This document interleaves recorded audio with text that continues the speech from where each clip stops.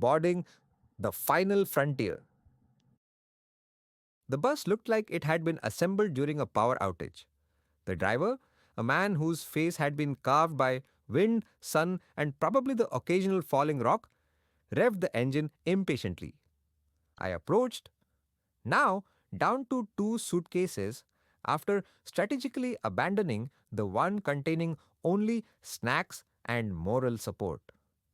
As I struggled to lift my bags onto the bus, the driver watched with the resigned expression of someone who has seen too many city people transform into mountain people, usually through the medium of vomit on hairpin turns.